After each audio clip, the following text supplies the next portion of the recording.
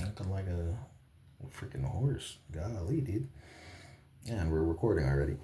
Welcome to the realm of Millenia. Be ye a man, a woman, a child, a spirit creature, or a Dimahan. Be ye a native, transmigrator, native, transmigrator, or even an invader into the realm. Welcome, for I am your host, the Millennium Mailman, here today on this hot take hump day for week 25, Devil's Advocate. That, hey, all religions have the same core values for men and the same general expectations of women.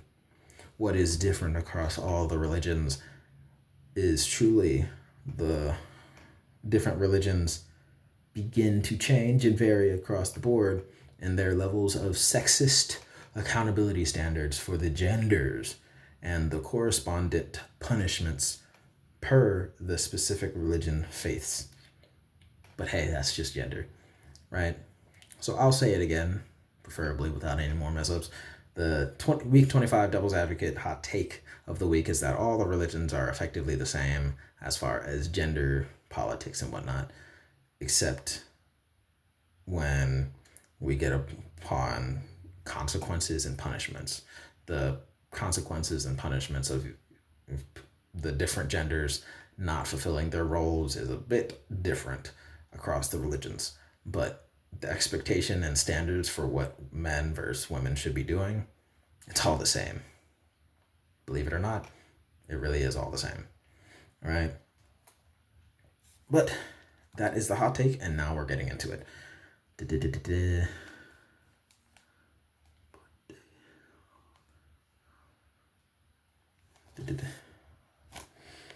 So here, I have no markers for the points. I just have one big paragraph that's basically the whole passage down.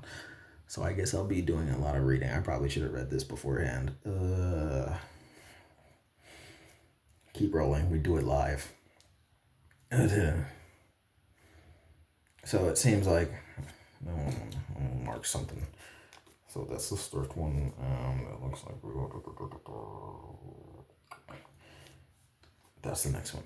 So for this first point here, the aspect that men have to do, in all the religions, men have to do things, right? And women have to maintain.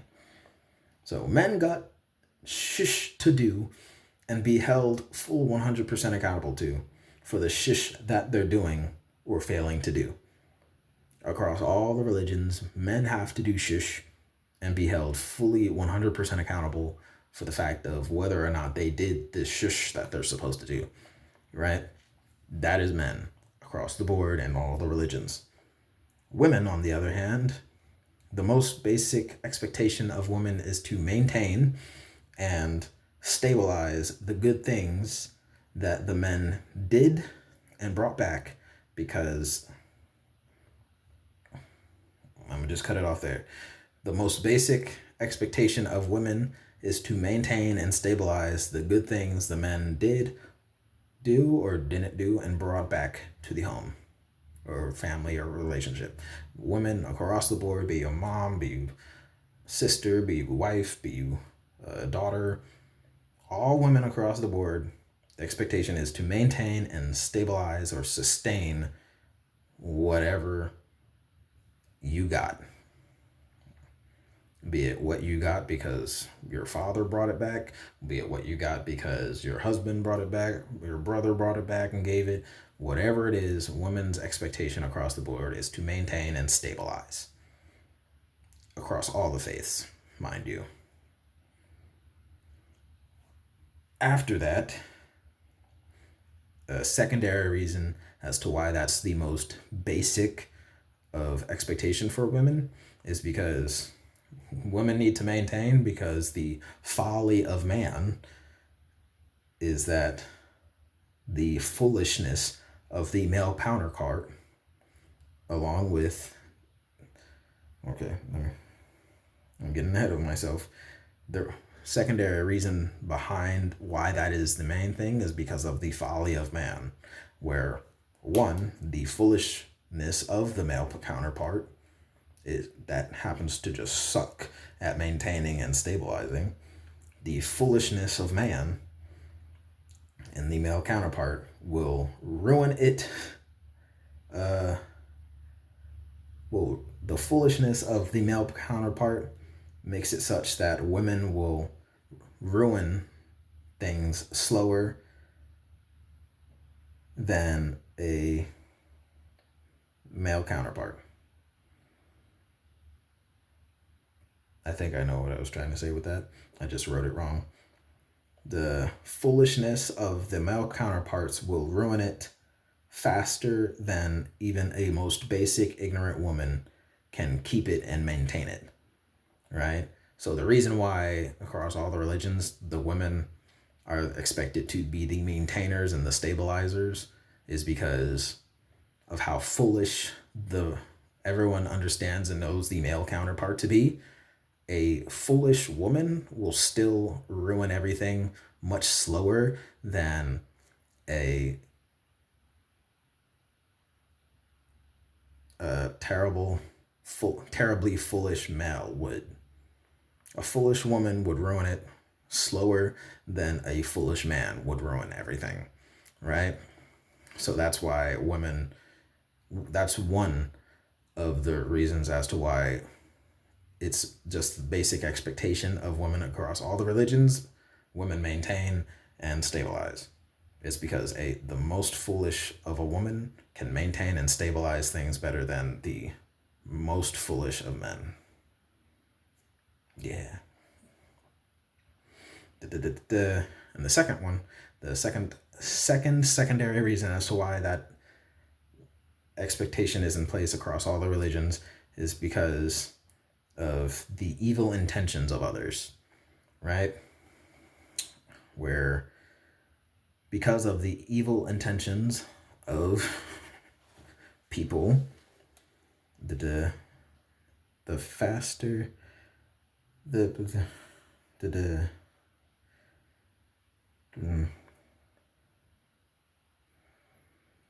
evil intentions of others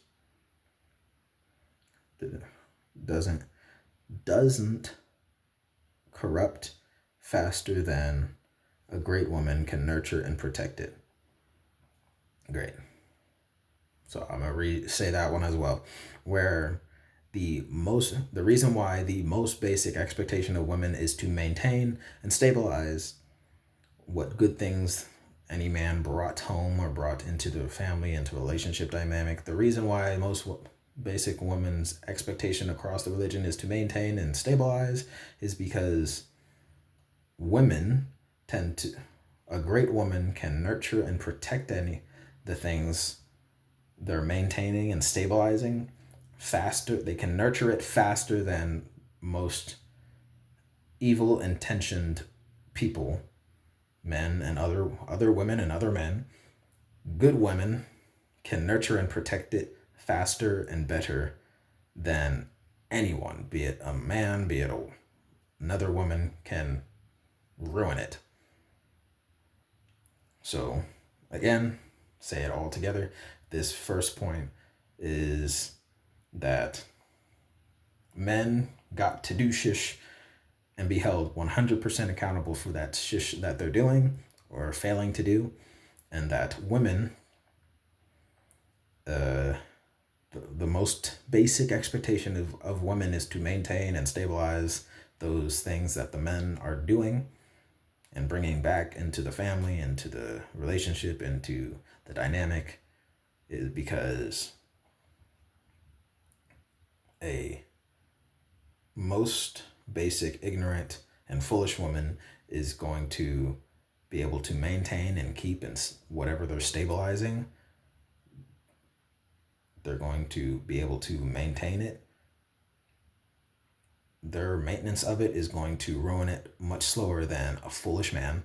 And a great woman can nurture and protect things faster and better than evil intentioned individuals can ruin the things that the good men are bringing back into the relationship. And every single religion agrees, which is why every single religion has those two basic expectations. Except Satanism. Every single religion agrees. Every single one. Except Satanism. Next. Oh, dude, we're already at 10 minutes.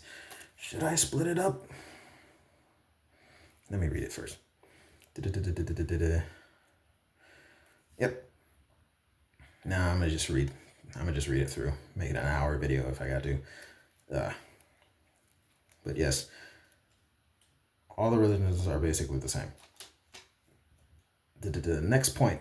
All religions impose a rather consistent severity of punishment upon the men who don't do the shush that they were supposed to be doing. From Hindu to Buddhism to Christianity and more, males should face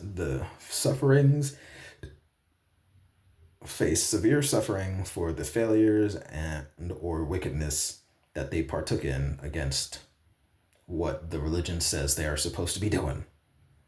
Stoning to death, whipping and lashing, gnashings, hash slinging, slashings, the bashing, the beatings, the broodings, the expectations, cut his arm off. All men face a rather consistent severity of punishment for the things they do, don't do, or fail to do across the religions that's against what the religion says they should be doing. If you as a man aren't doing it, you should be severely punished. And that expectation of severe punishment against males is rather consistent across all the religions. Again, the dichotomy in this conversation comes in the sexist accountability standards of how punishments should be imposed upon the feminine, right? Where many religions have the divide in the consequences to be imposed upon the women. So despite how well all the religions get along and saying men deserve to be punished, most of the religions tend to diverge at what point should women be punished and what should the punishment be. That is where the religions tend to divide greatly. Okay? Such that imposed upon women for their respect. Where many religions divide is that consequences to the imposed upon the women for their respective shortcomings, failures, or evils. Where some say women should be stoned to death, others would say you should be mutilating the women.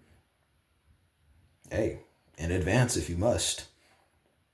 And another one says, give women 11 chances and convene on punishment on the 12th misgiving with death and exile for those that do the same failure on the 13th time.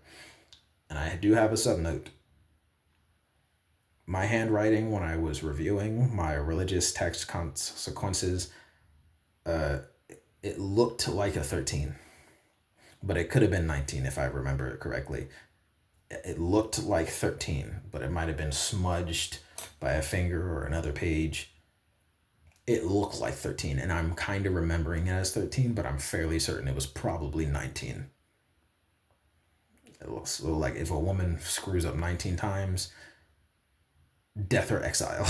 But I think part of the reason why I think it's like 13 is because 13 Reasons Why, I remember learning about this particular thing and then seeing 13 Reasons Why, which is why, because I drew some sort of correlation that after the 12th ruin, the 13th one just off with his head.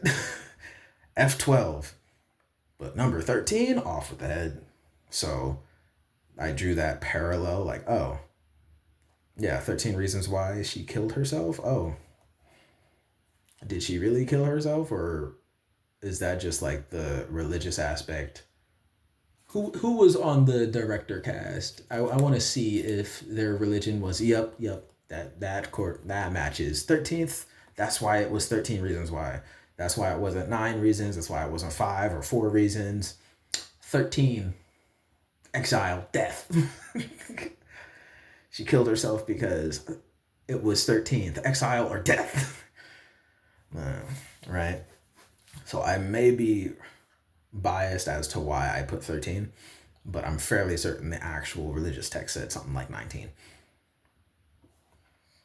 But I'm taking the time out to clarify that because I'm not sure what the actual number of exile or death was.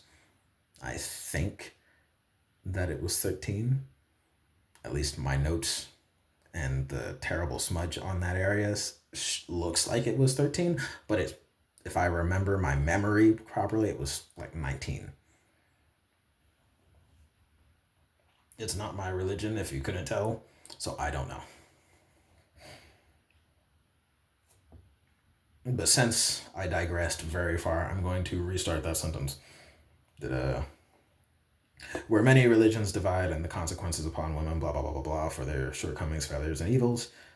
And then this is me going down the list of what different religions say should be done to women for punishment, where one religion says stone them to death. Another says mutilate them, with the caveat later on in the passage saying that you can mutilate them in advance if you believe you have to, for them to actually understand. And then another religion says women should be given 11 chances, and if they screw up a 12th time, that is when you talk about it. And then if they screw up 13 or 19 times, just there's no hope, kill them or whatever. That is what the religion says. And others says, and then the last one example I have here is there is a religion that says that the memories of regret, where this last one basically just, it doesn't say exactly what you should be doing. It describes the severity of how bad a thing you choose to do to women if they screw up and go against the roles. And it goes like this. The memories of regret they, women, should have for the mental anguish you impose for the women's failure should last till their death, or their redemption is invalidated. I repeat, the religion directly says the memories of regret they should have for the mental anguish you impose for the woman's failure should last till their death, or their redemption is invalidated. That's basically to say, if I was to interpret another way, is that if you are a woman of this particular religious faith and belief, if you screw up and you want repentance and redemption, your very repentance and redemption is invalidated if you ever forget the pain that you received for your blasphemous crimes, right? You are effectively barred from all forms of forgiveness and afterlife benefits package access if you ever don't have mental trauma from the neglect, physical or mental, emotional torture, abuse done for the very crime you committed in this religion. If you screw up in this religion, you are supposed to remember how bad you were hurt every single day of your life until you die. Otherwise, your redemption is invalidated. I'm so glad I'm a man. Just kill me now. Just kill me now. Right? If I was a part of that religion, my mentality was, hey, male privilege. I have a severe punishment, but my severe punishment allows me to forget the pain I went through, at least. Please save me. Right? While both Christianity and Satanism in opposition is like, nah, let them be, leave them alone, please. Women, leave them be. Let her go. No. It's not that serious, bro. Both Christianity and Satanism basically says women don't need none of that. Leave them alone. Leave them alone, right? But do note the fact that only Satanism is the only outlier in saying that women shouldn't be maintaining or supporting families or anything brought in. Satanism is the only one that disagrees with all the other religions' expectations of women and what they should be doing in accordance to the faith. Satanism is the only one saying that women aren't supposed to be expected to maintain and support. Satanism has a very divergent ideology for basically everything the feminist movement is in support of, apparently, where Satanism directly calls for self-empowerment, rebellion against hierarchies, and two other things that just sounds like feminism to a T. It was like, I'm not against feminism, but if I was against sadist cults, I would be very suspect about what that is. It's like, what?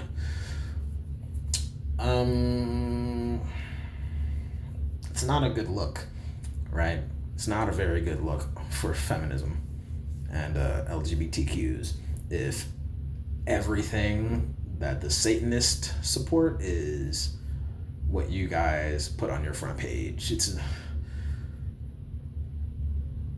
highly suspect.